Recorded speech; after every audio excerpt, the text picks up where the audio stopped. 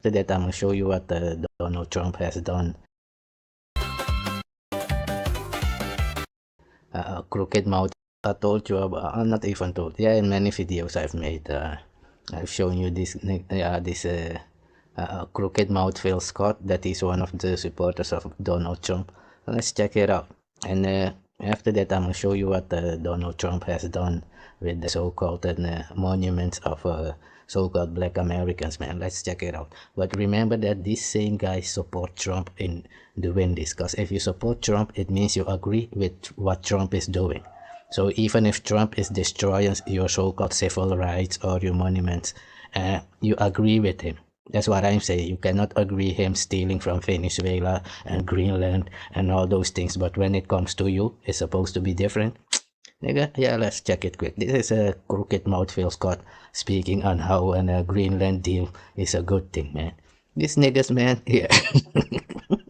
Let's check crooked mouth real quick, man. I know a lot of y'all been hearing in the news about Trump wanting to acquire Greenland. He says that he wanted for national security purposes because he don't like to see Russia and China having their military ships and all that coming around there. So he says he needs Greenland. Now, if you know Greenland, it is a country that is ran and owned basically by the Kingdom of Denmark, which is in NATO and part of the EU, the European Union.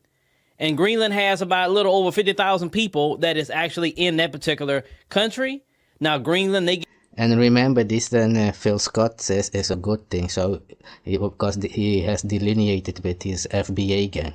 So they have delineated, and it is important for him and his crew over there, the foundational broken Americans, to support Trump in getting Greenland and Venezuelan oil, so they can make videos about how an African Caribbean are poor while they are the one destroying those territories. Yeah, let's see it, man. That's why I'm saying these niggas are the devil, man. Let's see this nigga.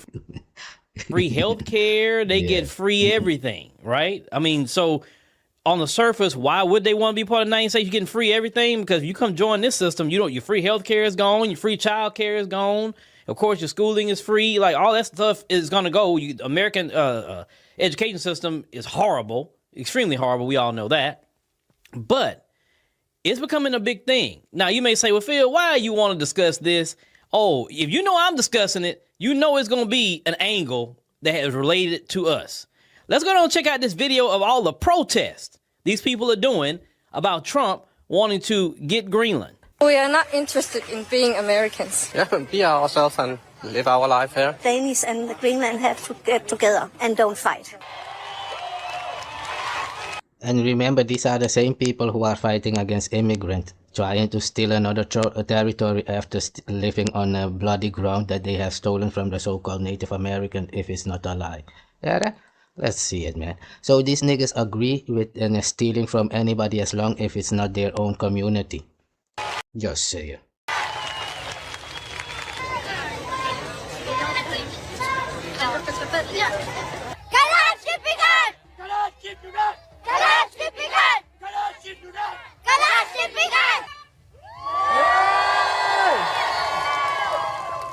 We're protesting against the orange dictator in the US who is trying to bully his way to undermine the sovereignty of the Greenlandic people. And just like Tariq, Nasheed and FBA broken crooked mouth Phil Scott is trying to bully their way into Caribbean people and African people so they can say we are real black people when you have Caucasian blood. Yeah, Africans don't have Caucasian blood, so you're not African. Black people don't have Caucasian blood, so you're not black. Yeah, and you came out there, you says Kamala Harris and Obama are not black. How can any black American be black if they supposedly, according to what they say, they have 1 to 30% colonization blood? Just saying, you're the last one who's supposed to come out here saying who is who and whatever, man. Just saying. Their right to decide who they want to be part of. The Kingdom of Denmark has always supported the United States when they have been in problem, and right now they are saying thank you to us in this way. I think it's really incredible how many Greenlandic flags is ever. And remember, this Phil Scott and his people are complaining about Black Wall Street and so-called colonizer destroying their homes and yeah. Because because it's Denmark. You got a good situation going with Denmark. But let's get back to Trump and what Trump is at up front and say, I agree with them. Don't be a part of nothing with the United States. Stay with Denmark. You got a good situation going with Denmark.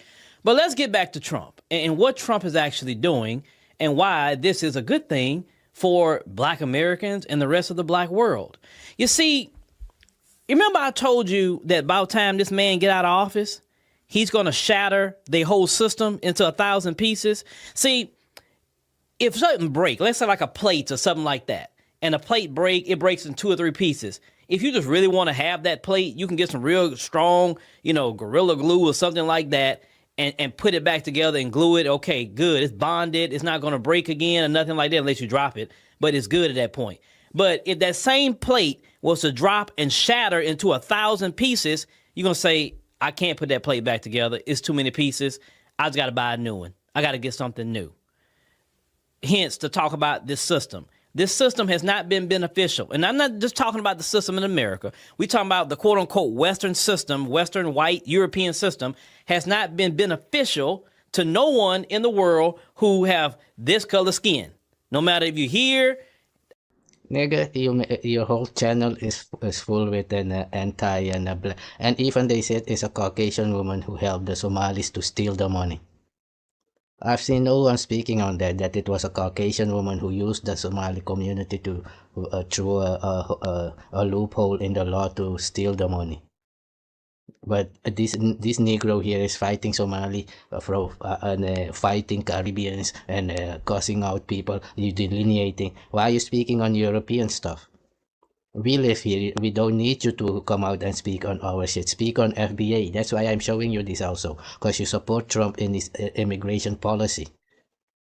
These niggas want so-called Africans and Caribbean Africans to get out of the United States. But then coming out like they are fighting for everybody. Are you sick? Nigga, fight your own battle, man. It's not your battle. Speak on FBA. That's what I mean. You have delineated where is your place coming out here speaking on anything because you support Trump, and now that you see, so this nigga anywhere he can jump on a bandwagon, he will do it. If Trump is winning, he's there. If FBA is winning, he's there. When Afrobeat came out, this nigga made a video that we supposed to guard and be the guardian for Afrobeat with the whole so-called black vote. After that, he came out, yeah, I'm FBA, I'm delineating, making thousands videos for 7 years together with Tariq Nasheed. And now coming out here like he's fighting for everybody. Tomorrow, these niggas will make videos. We was marching for everybody. The video no, nigga, don't fight for us. We don't know you. Fight for your FBA. You have delineated Phil Scott and you support Trump. Don't come out now because you think Trump might they might kick him out or whatever might happen. Like you now agree with the so-called black vote. You don't. You've been fighting them, helping Trump, you and Tariq Nasheed and you so-called black Americans actively making videos to kick immigrants out. Even if you don't agree with immigrants coming over there, doesn't mean you have to go and make videos every day. Yeah, kick out the Somali. Yeah, kick out the Caribbean. Yeah, we happy, man. Yeah, the anti-blackness when you are the one who is anti-black.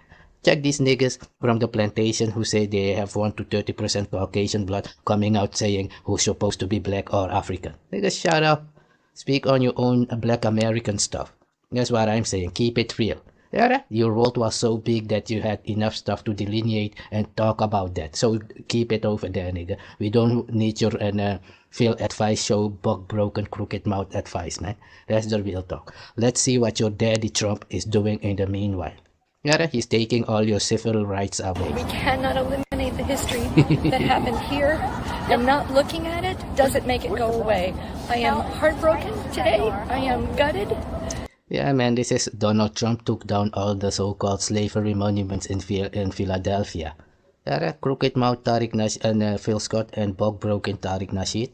This is what you wanted. You support Trump, right?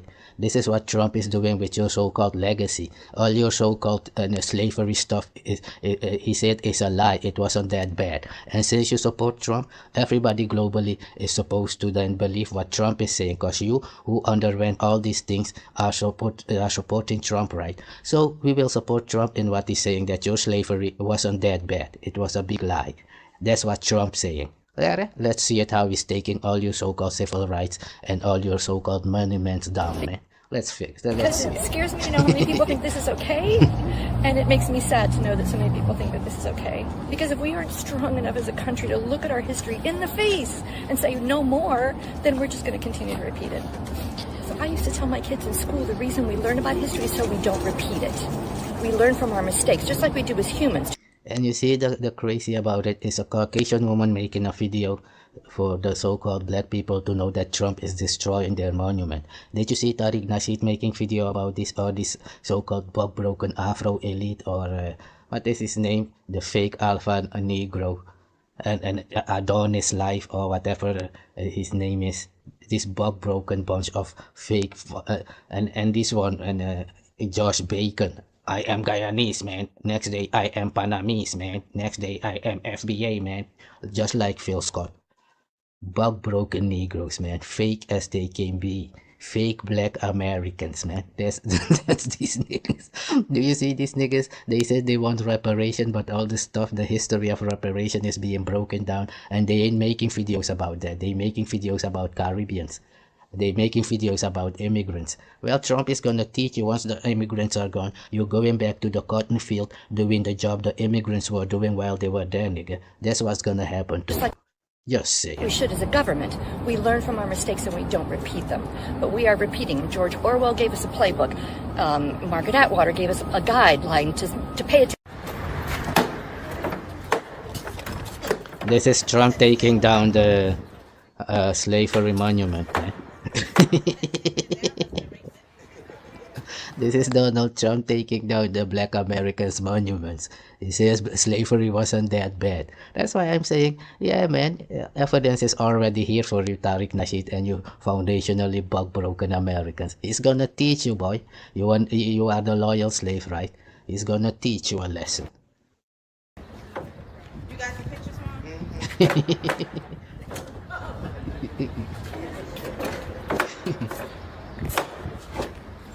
And this is what I mean, like, these foundationally bug-broken Americans who are making videos about the Cubano for Trump, and this one for Trump, and Trump got them and kicked them out after they voted for Trump. These black Americans, they are supporting Trump with kicking out immigrants. What is Trump doing with them?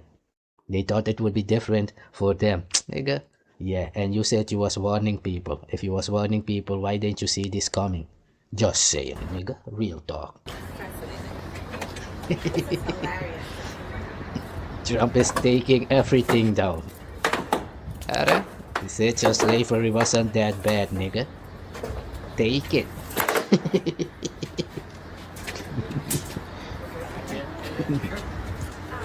it says slavery, so taking it now erases the reality.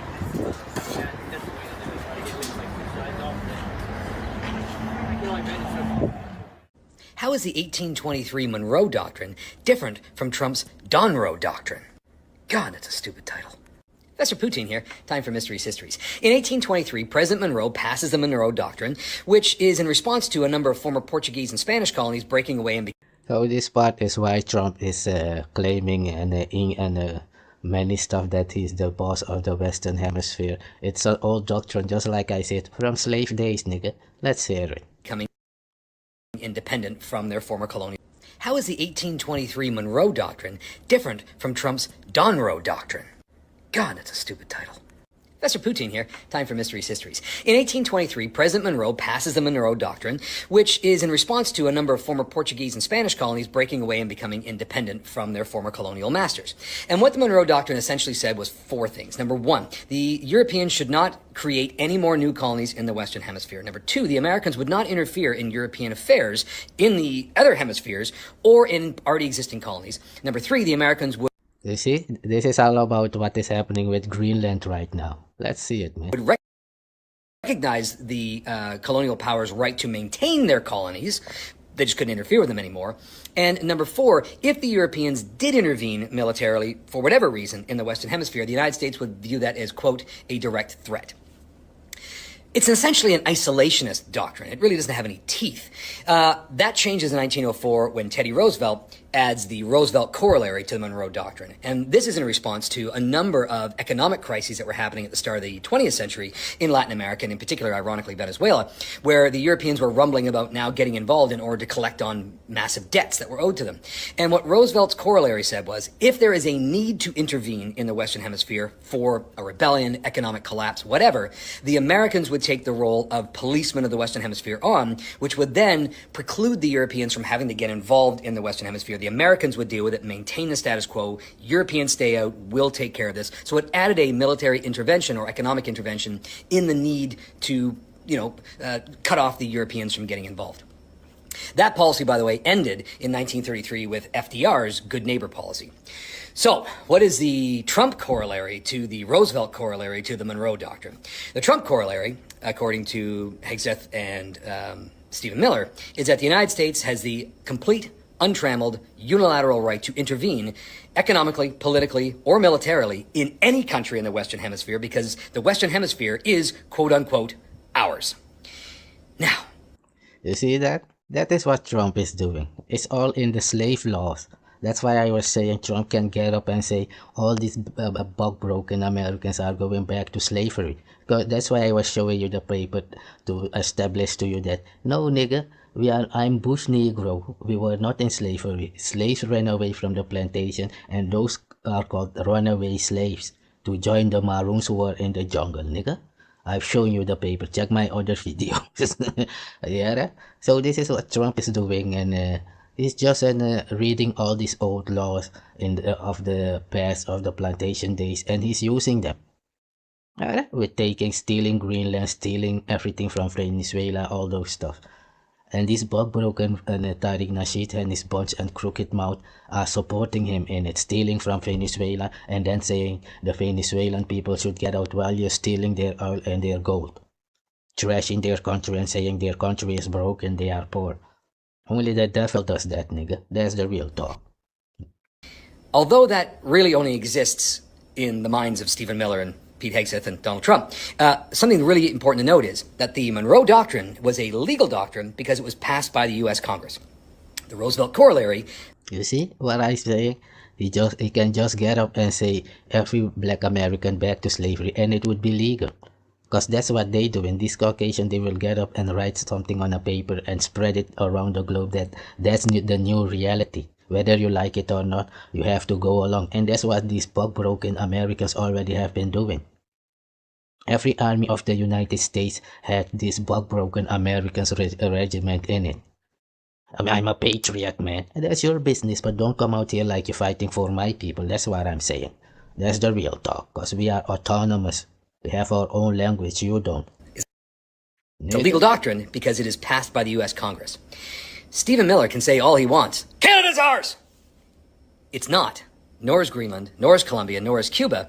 And if they really want to F around and find out, just try going into a NATO country, and you'll see just how quickly illegality rebounds back onto you. Consider yourself up. Yeah, because even Canada, he says he wants to steal Canada. These niggas have nothing but making weapons with all their money they had, and now that's why they was fighting against anyone not to have weapons. They are cowards, man. It's just like somebody has a gun, and anytime you try to get your gun, they will come and stand in the way. No, you're not supposed to have a gun. So they cannot compete. If it's equal, you have a gun, they have a gun. America won't do shit because they are cowards. That's why they're fighting for North Korea not to have weapons, Iran's not supposed to have, Africans not supposed to have nuclear weapons. They're supposed to have it so they can threaten you without you being able to retaliate. There's cowards doing that. Yeah. That's why this guy was saying they live with zero-sum competition. They can't compete against anyone. That's why I was saying, how can they be supreme? How can you be supreme? It's just like taking a candy from a child. But if it's a growing person just like you, you are too scared. That's what I was saying, like this bug-broken American. Why don't they attack people who they know will attack them back? No, they don't. They go and attack Caribbeans and so-called continental Africans because they know it's without repercussion. Nigga, that's the real talk. Why don't they make videos about those who enslaved them? Oh yeah, they do. because they make videos about supporting their enslaver, so-called. Oh no, they are even the enslaver together with their daddy, the colonizer. That's why I call them the black colonizer, because their ancestors were in the army of the colonizer. Just say. At 1536, and to visit the last one and back. So here I'm gonna show a part about slavery, and even a part what I was really wanted to show about this part is when I say there were maroon people living in the jungle and the children of the colonizer. Let me show you a part. And they used to get their own country, or they used to be separate. That's what I'm saying. This experience about slavery is being with their daddy, the colonizer. That's why I don't know why any of these so-called plantation Negroes think they can come and represent me. Yeah, it's just like a Japanese trying to represent a Chinese nigga. But they never become slave here. And since the 1850, father's white and mother's black. Because during the Okano, and look at like this building, this yellow building, it looks like a bird. So he will tell you what happened with the so-called women who were misused by the colonizer. What happened to with those children. That's why I was showing you the one about South Africa. The mixed child was saying they are above so-called black people, because it was taught to them by the colonizer. Just like you see the black American responding to Caribbeans, and the so-called continental African like Sperling was trying to ridicule our God system, when our God system is the ancient system of the beginning. Get the fuck out. Nothing about Dennis Sperling and about broken Americans is indigenous or real, nigga. Stupid. Since when were indigenous people mixed with Caucasian? Otherwise the Caucasian is indigenous. Let's have 1 + 2 is 3, 3 + 2, 1 + 2 is 3, 2 + 1 is 3. It's the same thing going on. Just saying. All this law you think you have in America is for the United States. America is a continent. Go look it up. There? With your low IQ, between 20 and 30 IQ is the IQ of these niggas. Let's see. And this kind of building, before it was like the mixed children that will live it there. The mixed children will have a father's white and mother's black. Because during the slavery, the European, they never come here with their wife, and they can stay here some months or years. So it's why it was an occasion for them to have sex with the young girl slave. They rape them. And when they become pregnant, they become free here in Gorée Island or in Saint-Louis in the north of Senegal. Saint-Louis was the first capital until 1957. And after they are going to have a mixed children, father's white and mother's black. The boys, they call them mulatto, and the girl, they call them signor. Signor come from a Portuguese word. See what I was saying, nigga? When you don't know, shut up. That's why I'm saying these niggas like James Small and Tariq Nasheed making Maroon movie, and with this Dave and or Anderson stealing money on a Maroon name, creating so-called an African town that never came, getting 92,000 on a my people name like they were Maroon also. No, nigga. If you check Anderson, you will see that Anderson is one of this child this guy is talking about. Nigga, they were separate from my race and my people. They were not allowed to have contact with my people, man. That's the real talk. Let's see it. Signora. But they never become slave here. They become pregnant, they become free here in Gorée Island. So it's why it was an occasion for them to have sex with the young girl slave. They rape them. And when they become pregnant, they become free here in Gorée Island or in Saint-Louis in the north of Senegal. Saint-Louis was the first capital until 1957. And after they are going to have a mixed children, father's white and mother's black. The boys, they call them mulatto, and the girl, they call them signor. Signor come from a Portuguese word, senora. But they never become slave here. And since the 1815s, they become French citizens. And we had one who was very popular, Victoria Alvis, that we live here in this house. She had also domestic slave at this time. And after when arrived the independence, it's become the second tribunal in Senegal. And after this building, it's become also the Museum of the Women, but now it's the center of documentation, and where also the people, they can get the tickets to visit the slavery house. Okay, so let's go in front of the door. You see what I was saying? Even Cabo Verde was one of those places. Yes, that's why Cabo Verde people look like that. Even Dominica. That's why Dominica and Haitians, they are on the same island, but the Haitians look like pure African, and the Dominican look like mixed. Because that's what they are, nigga. Okay, so if you have a question, you can ask me. If you want to take a group picture also, you can ask me. Okay, let's go. Guys, Gorée Island now is become a UNESCO World Heritage since 1978.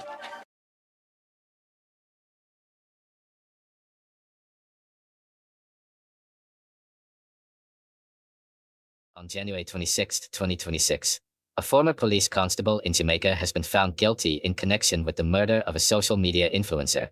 following a verdict delivered by a 7-member jury in the Home Circuit Court. The guilty verdict was returned on Thursday, January 22, 2026.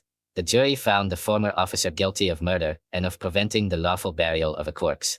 He has been remanded in custody until his sentencing hearing. The victim was identified as a 24-year-old social media influencer and entrepreneur. Her mother reacted to the verdict with an emotional celebration, marking the end of a long and painful legal process. According to court proceedings, the jury deliberated for more than 3 hours before reaching its decision.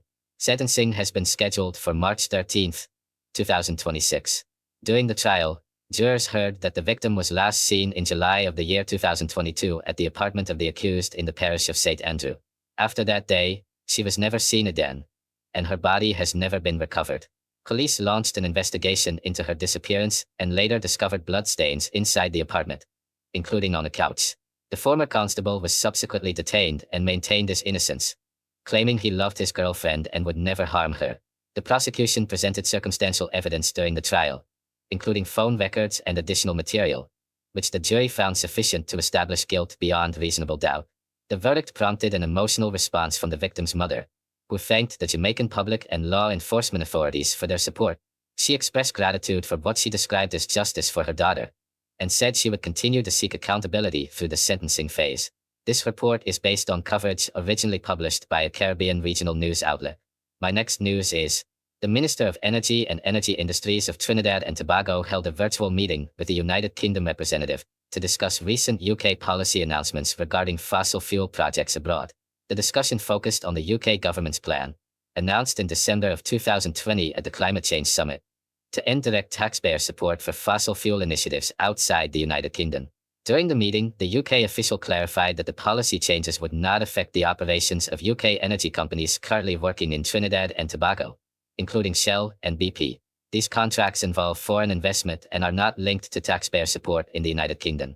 The Trinidad and Tobago minister welcomed this clarification and highlighted the long-standing cooperation between the two countries as members of the Commonwealth.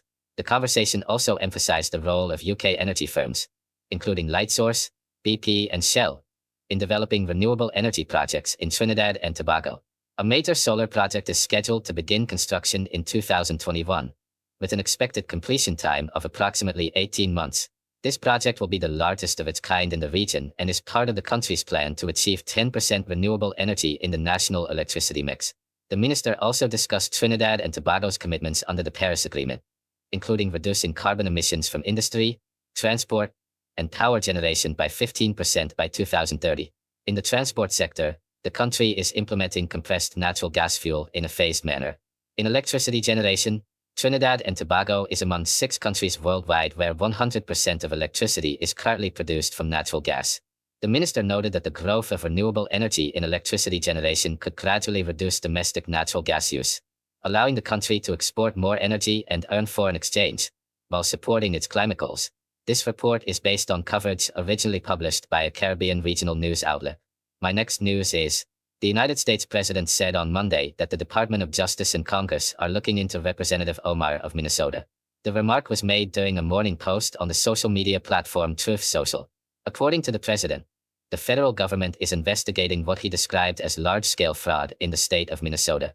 He claimed that this alleged fraud is partly responsible for violent and organized protests taking place in the streets. As part of this response, the White House border coordinator was sent to Minnesota that same evening. In the same message, the president stated that the Department of Justice and Congress are also reviewing the actions of Representative Omar. He claimed that she left Somalia with nothing and is now reportedly worth more than $44 million. No evidence or further details were provided to support these claims. When asked for a response, the Congresswoman's office referred journalists to a statement she shared on social media. In that message, she accused the president of spreading lies and conspiracy theories, stating that years of investigations have found no wrongdoing. She argued that the accusations are an attempt to distract from policy failures, and said federal officials should leave Minnesota. The Department of Justice did not immediately comment on the president's claims. News organizations also contacted congressional leadership from both parties, but no public responses were issued at the time. The president has repeatedly criticized Representative Omar in recent weeks, as well as the broader Somali American community. These attacks come amid growing criticism of the administration's immigration enforcement actions in the Minneapolis area. The president and his allies have focused attention on fraud allegations involving daycare centers operated by members of the Somali community. Following a fatal shooting in Minneapolis on Saturday, the president again referenced the congresswoman. In another social media post, he questioned why she would have tens of millions of dollars, and claimed that vast sums of money had been stolen from Minnesota. He stated that federal immigration authorities were in the state investigating what he called massive financial fraud, missing billions of dollars, and illegal immigration tied to Democratic border policies. Representative Omar has strongly disputed these claims. In a video posted online in September, she said earlier accusations placed her net worth at more than $80 million, while newer claims lowered that figure to over $30 million. She explained that these figures misunderstand financial disclosures related to businesses in which her husband is a partial partner, not the sole owner. She pointed to her legally required financial disclosure filing for the year 2024. That report listed one company valued between $5 million and $25 million, categorized as partnership income, with no personal income attributed to her. Another company was listed with a value between $1 million and $5 million. Her personal income for the year was reported as between $5,000 and $15,000. The administration has faced widespread criticism over its handling of Minnesota-related matters, including the fatal shootings of 2 residents in recent weeks. Representative Omar is not the only Minnesota Democrat facing federal scrutiny. News reports last week revealed that the Department of Justice issued subpoenas to the state governor, the mayor of Minneapolis, and other officials. The investigation concerns allegations that state leaders interfered with federal immigration operations. Those officials have denied any wrongdoing, calling the probe politically motivated and an attempt to intimidate local leadership. The Minnesota investigations are part of a broader pattern involving inquiries into several political opponents of the president, most of whom are members of the Democratic Party. This report is based on an article originally published by a major United States news outlet. My next news is, the European Union and India have finalized a major free trade agreement after nearly 2 decades of negotiations. The deal is being described as a landmark moment that strengthens economic ties between both sides, partly driven by the impact of aggressive tariff policies introduced by the United States administration. The president of the European Commission announced the agreement in a social media post on Tuesday, calling it the mother of all deals. She stated that the agreement creates a free trade zone representing around 2 billion people and emphasized that both parties are expected to benefit. The announcement was made during an official visit to New Delhi alongside the president of the European Council. India's prime minister praised the agreement, saying it will strengthen the country's manufacturing and services sectors while boosting investor confidence in what is currently Asia's 3rd largest economy. He described the deal as India's biggest and most historic free trade agreement to date, and said it will make it easier for farmers and small businesses to access European markets. The conclusion of the talks reflects shifting global economic alignments under the current United States president. The European Union is seeking to reduce its economic dependence on both the United States and China, despite previous disagreements with India over trade policy. India, meanwhile, is working to move away from a protectionist image and to offset the impact of a 50% tariff imposed by the United States, while also balancing its relationship with Russia. According to the European Commission, the deal is expected to double European Union goods exports to India by the year 2032. India has agreed to eliminate or reduce tariffs on more than 96% of European shipments. In return, the European Union will remove or lower tariffs on more than 99% of goods imported from India over a period of 7 years, according to India's Ministry of Commerce and Industry. The agreement is considered India's most ambitious trade pact so far. India will allow up to 250,000 European-made vehicles to enter the country at preferential duty rates, a quota more than 6 times larger than those included in other recent trade agreements. The deal is expected to give India a competitive advantage in exporting labor-intensive goods affected by United States tariffs, including clothing, gemstones, jewelry, and footwear. The European Union has also offered binding commitments related to student mobility and post-study visas, along with market access across 144 services sectors. India has excluded its politically sensitive dairy sector from the agreement. This report is based on coverage originally published by an international financial news organization. My next news is, a fatal shooting in Minneapolis has complicated Second Amendment politics for the current United States president, after prominent Republicans and gun rights advocates criticized the administration's initial response. The controversy centers on the death of Alex Preddy, the second person killed this month by a federal officer in Minneapolis. Early statements from the administration suggested that Preddy was responsible for his own death because he lawfully possessed a firearm. That characterization quickly drew backlash from conservative lawmakers and gun rights groups. While the shooting has not yet resulted in clear changes to national gun policy, several influential figures within the president's political coalition have called for a full investigation into the incident. At the same time, they have pointed out what they see as inconsistencies in Republican messaging on Second Amendment rights. These tensions emerge as the president reshuffles officials overseeing his aggressive immigration enforcement strategy.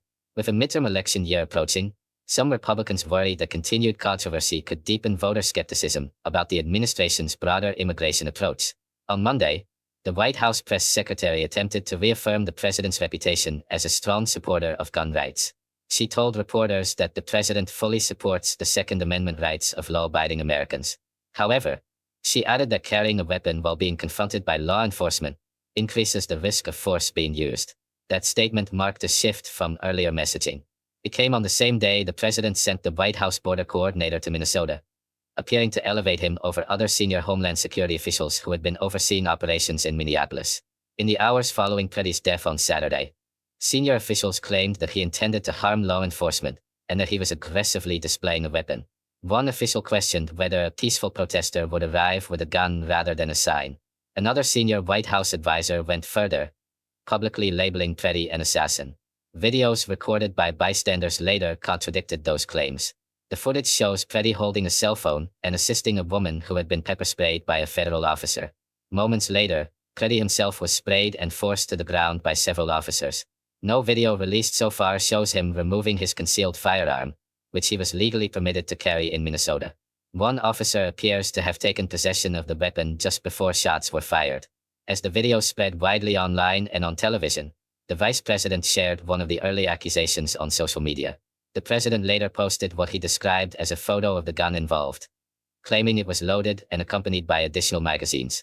The reaction from gun rights advocates was swift.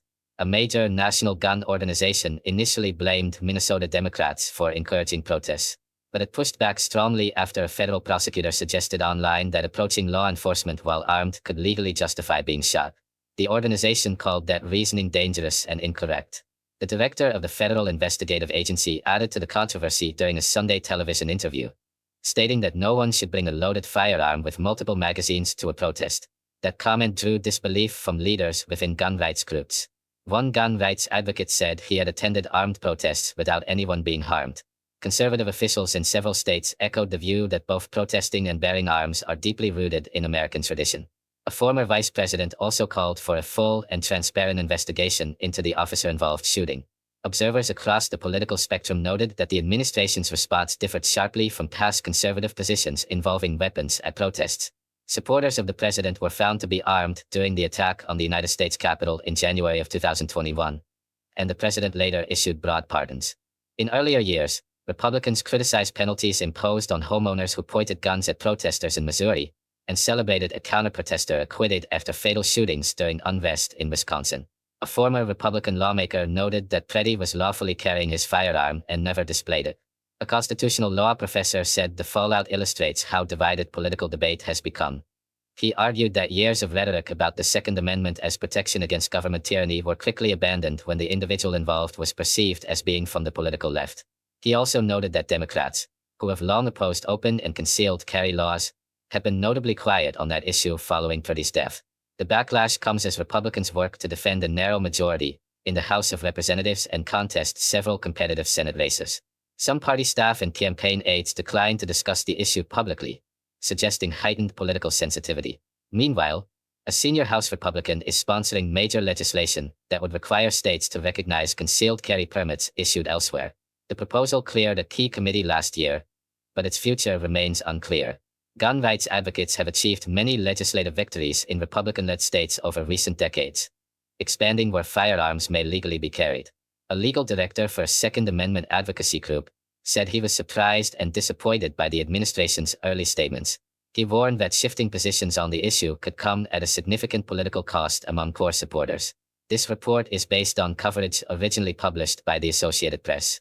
My next news is, the United States administration has signaled to Ukraine that American security guarantees may depend on Kyiv agreeing to a peace deal that would likely require giving up the Donbass region to Russia.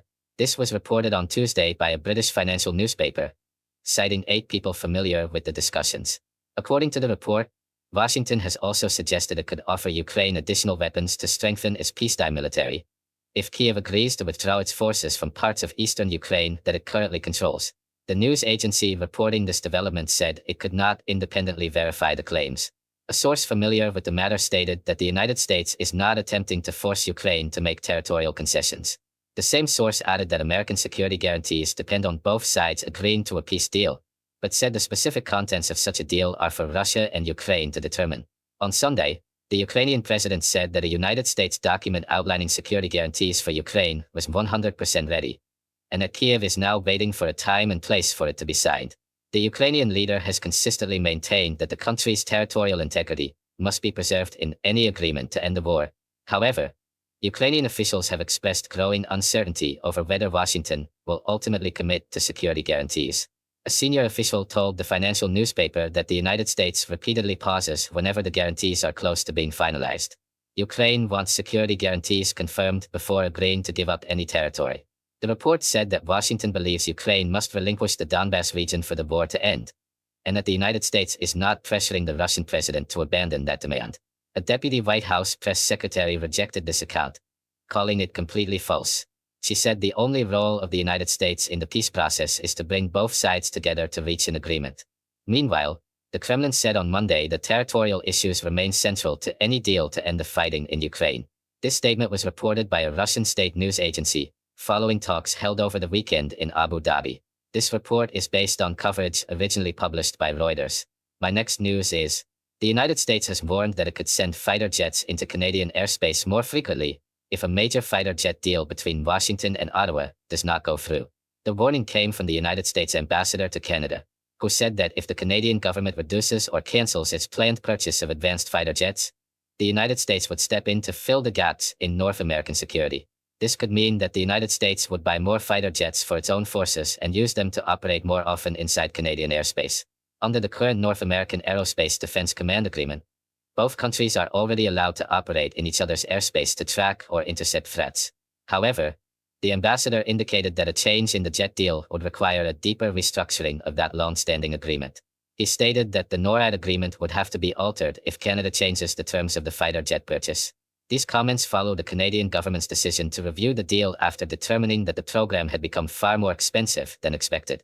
In the year 2022, Canada agreed to purchase 88 advanced fighter jets from an American defense company, initially committing funding for 16 deliverable aircraft. The program quickly faced problems. Manufacturing delays slowed production, and an initial audit in the year 2025 found that the total cost had risen to $27.7 billion. Up from the original estimate of $19 billion, as tensions between the United States and Canada have increased, partly due to tariff threats from the current United States president. Canada's Prime Minister ordered a formal review of the agreement. Canadian officials are now reportedly exploring alternative suppliers, including a Swedish aerospace company that produces the Gripen E fighter jet. The company has offered to manufacture the aircraft in Canada, a proposal that could create 12,600 jobs. Canada's Minister of Industry said the government is interested in major projects that not only protect national security and sovereignty, but also create jobs across the country. She added that while Canada cannot control the actions of the United States president, it can control its own defense investments, contract decisions, and job creation strategy. Despite these developments, the United States ambassador warned that if Canada chooses to purchase the Swedish fighter jets instead, Washington would still need to reconsider how it cooperates with its northern neighbor on defense and security matters. This report is based on coverage originally published by The Independent. My next news is, Guinea's new president has reappointed the country's prime minister under the newly formed government, less than 2 weeks after being sworn into office. The prime minister had already served in the same role for nearly 2 years during the period of military rule. He and his cabinet submitted their resignations last week following the president's inauguration. According to a decree read on national television on Monday evening, the prime minister has now been confirmed again under the new civilian-led government. The president was elected to a 7-year term in December, 4 years after he removed Guinea's first freely elected president from power. After seizing control, he initially promised not to run for the presidency. However, in September, voters approved a new constitution through a referendum. That constitutional change allowed members of the former military leadership to stand for public office, clearing the way for the president's candidacy. In the same decree announcing the prime minister's reappointment, The president stated that the new government will consist of 27 ministries and 2 secretaries general. The appointments for those positions are expected to be announced in the coming days. This report is based on coverage originally published by African News. My next news is, a Dutch court has sentenced an Eritrean man to 20 years in prison for running a large human trafficking network in which migrants were tortured and their families extorted. The ruling was delivered on Tuesday. The court said the man treated migrants without humanity while arranging their transport from Eritrea to Europe through Libya. The presiding judge stated that his sole objective was to make as much money as possible from people seeking a better future. According to the court, members of the trafficking network abused thousands of migrants. Victims were detained in overcrowded and unsanitary camps in Libya, where traffickers demanded large payments from their families. Judges heard testimony describing how victims were tortured while speaking on the phone with relatives living in the Netherlands. The abuse continued until families transferred the demanded money. Only after payments were made were the migrants placed on makeshift boats for dangerous crossings of the Mediterranean Sea. Many people drowned during those journeys. Prosecutors had requested the maximum possible sentence of 20 years, accusing the man of leading a criminal organization involved in human trafficking, extortion, hostage-taking, and sexual crimes. The court agreed, stating that the seriousness and scale of the offenses justified the full sentence. The judge noted that the defendant showed no remorse and that a psychiatric evaluation found him mentally fit to be held criminally responsible. The man has been held in Dutch custody since October of the year 2022. During the trial, there was confusion about his identity and age. He claimed to have a different name and said he was 46 years old rather than 42. He denied all charges, arguing that the case was one of mistaken identity. The court rejected that defense, stating it had no doubt that he was the individual responsible for trafficking activities in the Libyan town of Bani Walid. Defense lawyers also argued that he had already been tried in Ethiopia for similar crimes and therefore could not be prosecuted again. The judge said the Ethiopian sentence had not yet been enforced, but noted the defendant could appeal if that were to occur. Prosecutors described the man as one of the most active smugglers operating on routes linking conflict-affected regions of Africa to Europe through Libya. They said he deprived victims of their freedom and dignity, holding them in horrific conditions, starving them, torturing them, and denying them basic medical care. The Dutch investigation lasted several years and was conducted in cooperation with international partners, including the International Criminal Court and Interpol. Libya has struggled to stabilize since the uprising that overthrew the country's longtime ruler in the year 2011. Smugglers and traffickers have exploited the ongoing instability, while human rights organizations continue to accuse Libya of severe abuses against migrants. This report is based on coverage originally published by African News.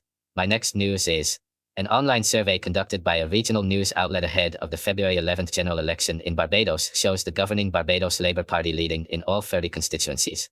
According to the preliminary results of the survey, 78% of respondents said they intend to vote for the ruling party. 17% indicated support for the main opposition party, while 6% said they would vote for other political groups. Early voter trends from the survey suggest a potential clean sweep for the governing party, with the opposition trailing in nearly every constituency. The results indicate that the ruling party could retain all parliamentary seats and return to power for a third consecutive term. The closest race appears to be in the constituency of St. John. The opposition leader is facing a tight contest against the governing party's candidate. Survey results show 38 respondents favoring the ruling party candidate and 26 supporting the opposition, out of a total of 71 participants. In contrast, the Prime Minister is projected to win decisively in the constituency of St. Michael North East, where 48 out of 53 respondents express support for the governing party. The survey also shows large margins for the ruling party in several other constituencies, including St. Michael Central, the city of Bridgetown, St. Michael West, Christchurch South, St. George North, and St. Lucie.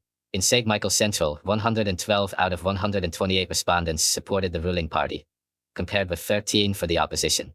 Strong performances were also recorded in St. Peter, St. Philip North, St. Thomas, and St. Joseph, where the governing party maintained comfortable leads.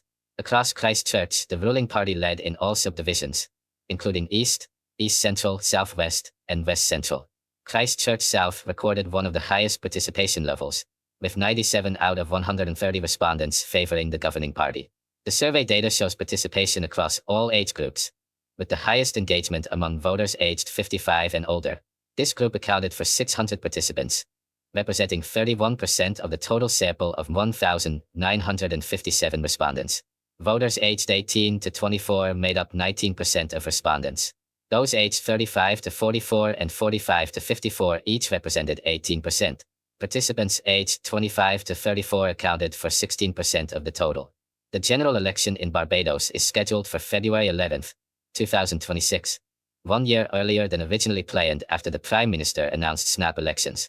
5 political parties are contesting the vote, including the ruling party, the main opposition, and 3 smaller political groups. While the online survey is not a scientific poll and reflects voluntary participation, the consistency of results across all 30 constituencies offers a snapshot of current voter sentiment. The data suggests strong public confidence in the governing party as Barbados moves toward nomination day and election day. This report is based on coverage originally published by a Caribbean news outlet. My next news. A 26-year-old contestant has been crowned Miss Global Jamaica for the year 2026, following a closely contested national pageant held in Kingston. The title was awarded early Sunday morning at the Douglas Orain Auditorium, located at Womer's Boys School. The new title holder received the crown from the outgoing Jamaican representative, who held the title the previous year.